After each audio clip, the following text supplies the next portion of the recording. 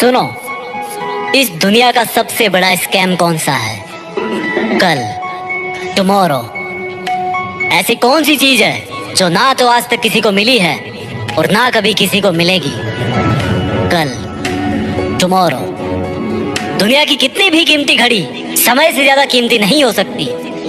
किसी इंसान की जिंदगी का सबसे सैड मोमेंट कौन सा है? जब समय निकल जाने के बाद उसको लगता है कि शायद मुझे वो काम करना चाहिए था, शायद मैं वो काम कर सकता था। आज आपकी जितनी भी उम्र है, अगर आपके पास समय और समझ दोनों है तो आप समय के मामले में दुनिया के सबसे लकी इंसान हो। क्योंकि अक्सर जब समय होता है तो समझ नहीं होती, और जब तक समझ आती है समय निकल चुका होता है। अब एक भी सेकंड बर्बाद नहीं।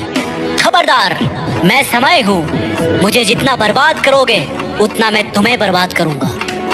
जब तुम कल चादर में मोबाइल चला रहे थे तब भी मैं बर्बाद हो रहा था। जब तुम सुबह को अंगड़ाइयां ले रहे थे तब भी मैं बर्बाद हो रहा था। जब तुम काम चोरी कर रहे थे तब भी मैं बर्बाद हो रहा था। मैं समय हूँ। मुझे अगर आज बर्बाद करोगे तो तुम्हें कहीं का नहीं छोड़ूंगा। मेरी अगर इज्जत करोगे तो तुम्हें वो हासिल करके दूंगा जो तुम करना चाहते हो और जिसके लायक तुम डिजर्व करते हो। समय को बर्बाद करने वाला हर इंसान बर्बाद होने वाला है। जिसने इतिहास में समय को बर्बाद किया था वो खुद बर्बाद हो गया था। समय के नियम सिंपल और सबके लिए समान है। ये सिकंदर के लिए भी वैसे ही काम करता था जैसा अकबर के लिए करता था। ये महाराणा प्रताप के लिए भी वैसा ही चलता था जैसा एक भिखारी के लिए चलता था। ये पहले भी इसी तरह से चलता था और अब भी ऐसे ही चलता है और अनंत समय तक ऐसे ही चलता रहेगा। समय को तुम रोक नहीं सकते, लेकिन समय को फालतू के कामों में ना लगाकर अच्छे कामों में लगा सकते हो। अगर किसी के पास मरते समय 100 करोड़ रुपए हो ना और उसको बोलो कि तुझे जिंदगी वापस मिल जाएगी, तू 100 करोड़ ले ले, तो शायद ऐसा कोई इंसान होगा जो अपने पूरे पैसे देकर के जिंदगी लेने से मना कर दे। अगर हम अपने सपनों के लिए समय नहीं निकालेंगे तो समय हमारी जिंदगी से उन सपनों को परमानेंटली डिलीट कर देगा।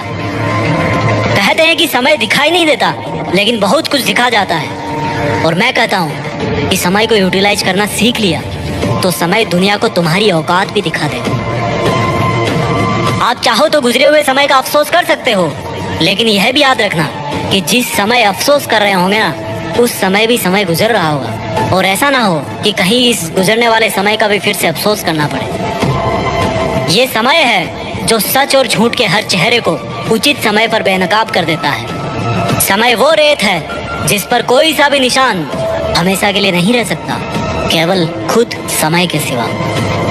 जो अपने काम को कल पे टालते हैं ना, उनको ये नहीं भूलना चाहिए कि ये कल एक काल्पनिक दुनिया है जो लाखों साल में मानवता के इतिहास में किसी को नहीं मिली, और जब तक ये सृष्टि रहेगी तब तक भी ये कल किसी को नहीं मिलने वाला।